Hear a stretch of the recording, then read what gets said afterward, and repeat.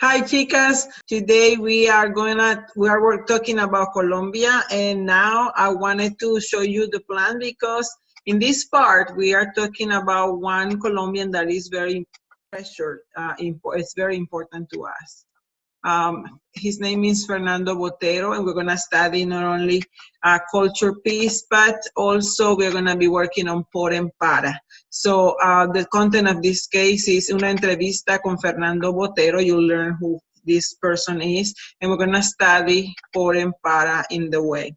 The learning objective and then is that at the end of this session, students will be able to enhance and refine attitudes of respect or value for other cultures, openness to and ability to withhold judgment, and curiosity to discover while tolerating ambiguity. The students will also be able to sharpen the skills to listen, observe, evaluate, analyze, interpret, and relate to diversity and cultures, and talk about going to and through places with por and para, and describe how and when actions take place.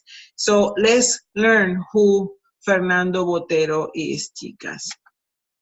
Our next guest is the son of one of the most admired artists in Latin America. His father is 82-year-old Colombian painter and sculptor Fernando Botero. He gained fame for his signature style of creating exaggerated figures of people and animals. Much of his art focused on politics and even the Colombian drug war. Juan Carlos Botero wrote about his father in a biography called The Art of Fernando Botero. We had a chance to talk and sit down with the author and discuss his intimate and unique perspective.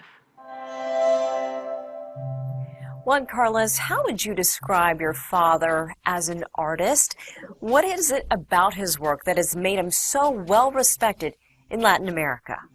Well, I think he's a figurative artist, first of all. But I think what makes his work special and separates it from everybody else is it's his style. He has a very unique, original, and instantly recognizable style. A style that glorifies, exalts volume and form, and that some people consider that to be fatness or obesity, but actually what it is an exaltation of form and volume, and that, I think, is what makes his works so unique, so special. Your biography on your father revisits his early years. What were some of the influences that helped shape his craft? Well, he began painting when he was a child, but for him, there were two fundamental experiences that changed his life dramatically. One was when he had contact for the first hand, and he saw the beautiful paintings of the Renaissance, especially the paintings of Piero la Francesca. That has been his most important influence during his entire career. And you can see various of his most salient characteristics derived from that incomparable tradition of when painting achieved one of its highest level of excellence in the history of Western civilization. You can see that in the serenity of his characters, the monumentality of his figures, the exaltation of volume, the fact that every object has its own color. All that comes from that great influence. And another experience for him that was very important was the contact with Mexico. In Mexico in the 1950s, he discovered his own style, and second of all, he discovered color. The explosion of color in the work of Botero appears when he arrives in Mexico. And Mexico was also very important in his career because it underscored and it confirmed his intuition that it was valid to paint about his own subject matter, his own land, his homeland. Many artists at that time were denying their own land as valid subject matter. And on the contrary, he put his hands right into the roots of Latin America, and he has made, even if it's very local, the subject matter, the themes, it's universal in its language, no? One of the topics his art has covered is bullfighting. What were some of the other subjects? Latin America has been the most important subject in his work throughout his entire career. Bullfighting was also very important. The circus, he did an entire series about the circus, which is extraordinary. Europe has appeared also as a subject matter in his work during his entire career. Portraits is also as well. And a very important subject has been violence. The violence of Colombia, he did an entire series describing that period of the 1990s, which was very traumatizing for Colombia. And he did another series related to the Abu Ghraib tortures that took place in the Iraqi prison. He did an entire series as well that he donated to the University of California, Berkeley, and also here to Washington University in DC. And so those are his main subjects. But the most important one has been throughout his entire career, Latin America, for sure. So what was it like having Fernando Botero as your father? What kind of influence did he have on you? Well, professionally, the most important influence was his example as a disciplined artist. For me, it was very important to learn from a very young age that the artist is not somebody who's at the cafe drinking and having a good time and you know, daydreaming his life away. No, it's somebody who is very focused, very professional. My father's a very disciplined, hardworking individual. For me, that was very important to see that as a young person. More intimately or personally, to live with him is quite an experience because he's a very interesting character. When we were children, he would, since he didn't have any money, the things he would tell us, the stories he would invent were fantastic but terrifying at the same time. He would, for example, he would invite us to have dinner, and he would take a Campbell's, tomato soup, and he would put the sculptures, the eyes that it was making of his sculptures at the time, and he said, "Tonight we're having eye soup. Don't eat the eyes. That gives the flavor of the soup." So it would become a magical experience. So living with him has been, quite a privilege. And Juan Carlos, how is your father doing now? Is he still painting and sculpting? He's great. He's non-stop working. He works 10 hours a day on his feet, which I think is incredible. It's what Picasso used to say, that when an artist enters a studio, he has to leave the body outside the door. That's what my father's case is, perfectly that. When he goes to a party, he can, after 2 hours of standing on his feet, he's exhausted, but he can enter his studio and he works 5 hours non-stop and he shows no sign of fatigue. Right now, he's once again with Latin America. He just finished a very important series of paintings, very erotic paintings, that was new in his career. But he's still with sculpture and painting, drawings. He's very accomplished in all three mediums. Most artists nowadays are either painters or sculptors or draftsmen. My father has done all the arts. He's done frescoes, he's done charcoals, he's done sanguines, ink works, oil paintings. Extraordinary. His work is truly amazing in the size, the scope. Juan Carlos Botero, thank you so much for your time. Thank you very much. I appreciate it. So, chicas, that's Fernando Botero, a Colombian artist. He has a museum in Colombia. He has made a huge donation, and his work is present in more than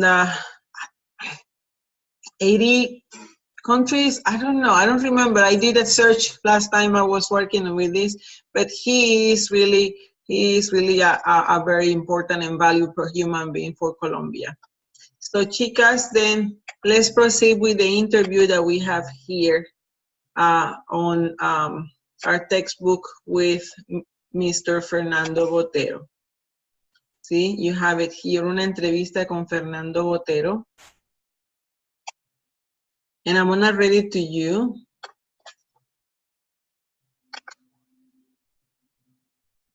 You can see that in this image she was really young. See? So the entrevistadora says, "Buenas tardes, señor Botero. Usted nació en Medellín, pero después se fue a ir a vivir a Bogotá. ¿Por qué no se quedó en Medellín?" And he responds, "Me fui por todas las oportunidades que se ofrecían en la capital. Mi primera exposición de pinturas fue en Bogotá cuando tenía 20 años. Después gané varios premios y decidí ir a Europa. Por supuesto, allí había muchas oportunidades para colaborar con los artistas de todo el mundo." And then la entrevistadora asked her, "¿Y qué hizo allí? What did you do there in Europe?"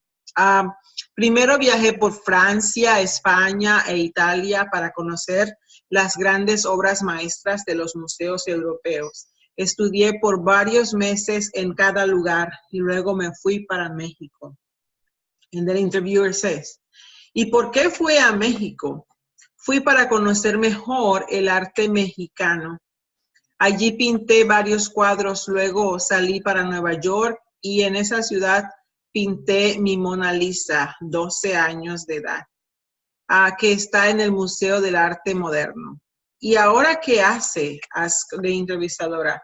"Me interesa el arte colonial y monumental, especialmente la escultura. Vivo en París, Nueva York y Bogotá. Para mí es una vida llena de satisfacción y por el momento estoy feliz." So, chicos, we see that here we learn a little bit more about Fernando Botero and how he has worked and grown as an artist. Enjoy this learning from the diversity of God's creation in other cultures, see? Chicos, one topic that reveals this conversation is the use of por and para. And I'm gonna go back to here to tell you about por and para a little bit. You have here expressions. You here have different cases. So let me open this document for you so you guys see it better.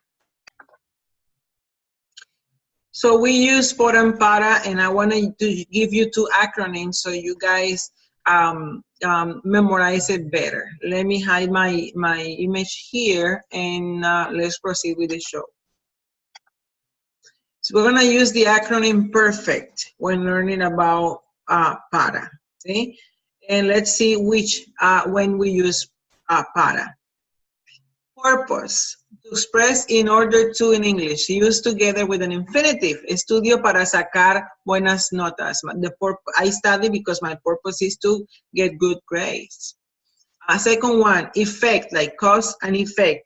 Cause something, the effect is announced with para. Effect that something has on something else. Voy a la universidad para ser profesor de español, ¿sí? Para ser profesor de español. I recommend that you guys, every time that you are working on purpose or you get the idea, in order to, that's gonna be para. And then the next verb, the next word, if it's a verb, has to be in infinitive, okay? As you see it here, ser, para sacar buenas notas. Next one. Recipient, ¿sí? The person or entity that receives something. Este regalo es para ti. Estas flores son para mi mamá. Benicio trajo flores para su tía, ¿sí? Recipient. Then we're gonna go for future or expected times, deadlines or events. Esta tarea es para mañana. Tenemos examen para mañana, ¿sí? Actually, we do have an exam tomorrow because we finished this chapter. So, el examen es para mañana. And employment, I work for, ¿sí? Trabajo para una empresa chilena, ¿sí?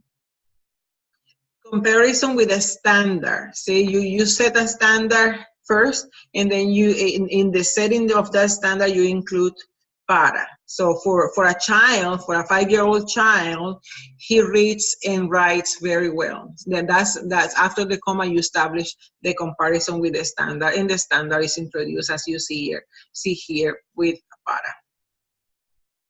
And then we also see towards a specific place. Sí, va para el parque, va para la casa, va para la universidad.